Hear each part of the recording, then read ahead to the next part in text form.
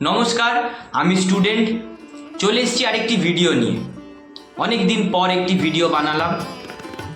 এই চ্যানেলে আমরা শিখি এবং শেখাই। চলুন শুরু করা যাক, আর কথা না বাড়িয়ে আজকের এই ভিডিও। আচ্ছা, এই সময় আপনারা লক্ষ্য করলে দেখতে পাবেন আপনাদের গ্রামে বা পাড়ায় বা আশেপাশে হরিনাম সংকীর্তন হচ্ছে। এই যে হরিনাম সংকীর্তন আমরা শুনি, কখনো কি ভেবে দেখেছেন যে এর উদ্যোক্তা কে? হরিনাম সংকীর্তন তৈরি কে করেছিল? সারা পৃথিবীতে বিশ্বতে যে এই হরিনাম সংকীর্তন গাওয়া হয় তার প্রবক্তাকে, তাকে আমরা চিনি শ্রীচৈতন্য মহাপ্রভু নামে, যার আসল নাম বিশ্বম্ভর মিশ্র, যিনি জন্মগ্রহণ করেছিলেন মায়াপুর নবদ্বীপে। এই মায়াপুর নবদ্বীপ অঞ্চলটি অবস্থিত হুগলি নদীর তীরে। আর আমার পিছনের এই নদীটারই ধারে অবস্থিত মায়াপুর। আপনাদের সকলকে স্বাগত আমার এই মায়াপুর নবদ্বীপের ব্লগে। ভিডিওটিতে সঙ্গে থাকুন এবং এই ভিডিওটি আপনারা নিজেদের মতো উপভোগ করুন।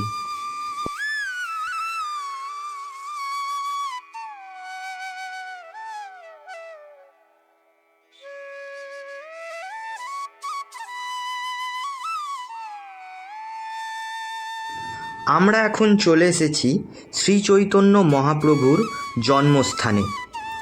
এই সামনে যে বড় একটি নিম গাছ দেখতে পাচ্ছেন, আপনারা যদি কেউ হরিনাম শোনেন তবে এই নিম গাছের কথা বারবার হরিনামে উঠে আসে। এই নিম গাছের পাশে জন্মানোর জন্যই শ্রীচৈতন্য মহাপ্রভুর নাম হয়েছিল নিমাই।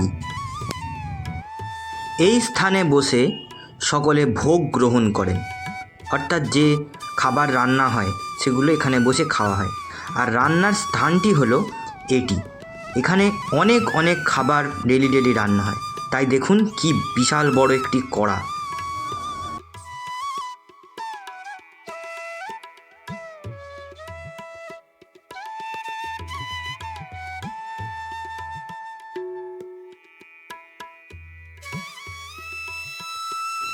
এটি ছিল মায়াপুরের রাধাকুণ্ড, যেখানে বিশেষত মানুষ ধারে দাঁড়িয়ে দাঁড়িয়ে বড় বড় মাছ দেখেন।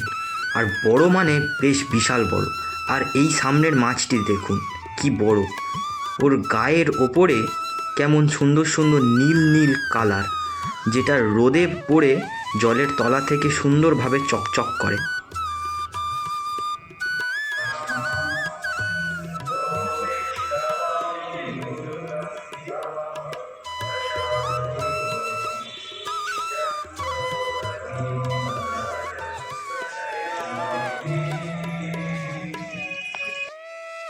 মায়াপুর থেকে আমরা এইবার একটি নৌকা ধরে চলে যাচ্ছি নবদ্বীপে।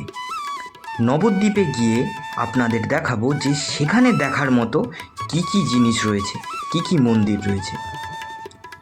ততক্ষণ সঙ্গে থাকুন এই ভিডিওতে আর দেখতে থাকুন আমি স্টুডেন্ট।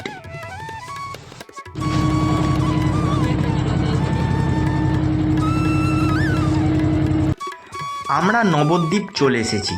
এইবার আমরা যাচ্ছি শ্রীচৈতন্য মহাপ্রভুর প্রায় 60 ফুট উঁচু একটি মূর্তি দেখতে, যার জন্য 10 টাকার একটি টিকিট আপনাকে কাটতে হবে। আর এই দাদাটি টিকিটটা নিয়ে নেবে। চলুন দেখা যাক কেমন লাগে।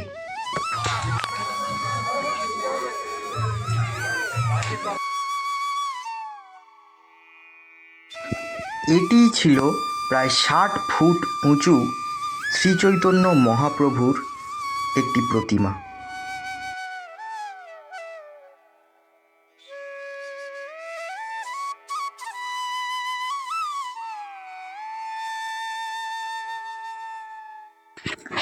আরেকটু সামনে এগিয়ে যেতেই ছিল এক বিশাল বড় গোপাল, যে দোলনায় বসেছিল এবং দোলনার দড়িটা এমনভাবে রাখা ছিল যাতে মানুষ সেটা টেনে টেনে গোপালকে দোল দিতে পারে।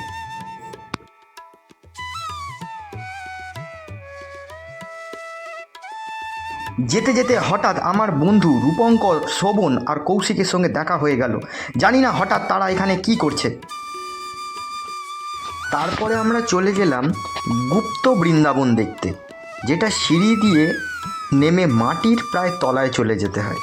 সেখানে কাঁচের ভিতরে শ্রীকৃষ্ণের বা নারায়ণের নানা লীলা খেলার প্রতিমূর্তি তৈরি করা আছে, যেটা দেখতে খুবই সুন্দর লাগছিল।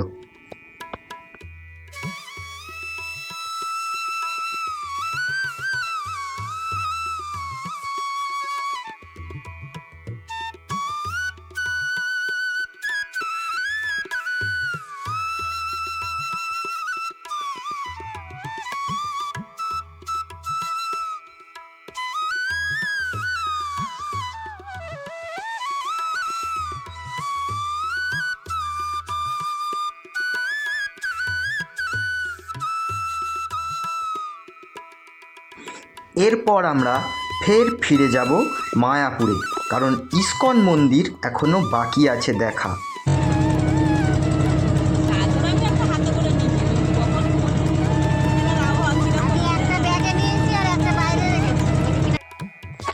ওই যে দূর থেকে দেখা যাচ্ছে মায়াপুরের ইস্কন মন্দির।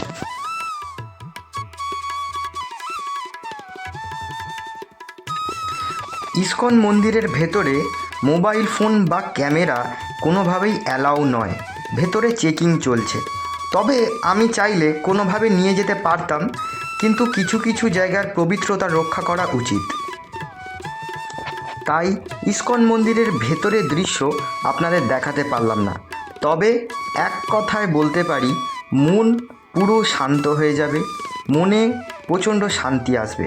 তাই আপনারা চাইলে নিশ্চয়ই ঘুরে আসবেন মায়াপুরের ইস্কন মন্দির। আজকের এই ভিডিওটি তবে এই পর্যন্তই। আপনাদের এই মায়াপুর নবদ্বীপের ব্লগটি কেমন লাগলো, ভালো খারাপ উভয় কমেন্ট করে জানাবেন। আর আপনাদের মধ্যে কেউ যদি বন্ধু বান্ধবের মধ্যে মায়াপুর নবদ্বীপ যেতে চায়, তাদের সবার সঙ্গে শেয়ার করে দিন এবং প্ল্যান করে চলে যান একদিন।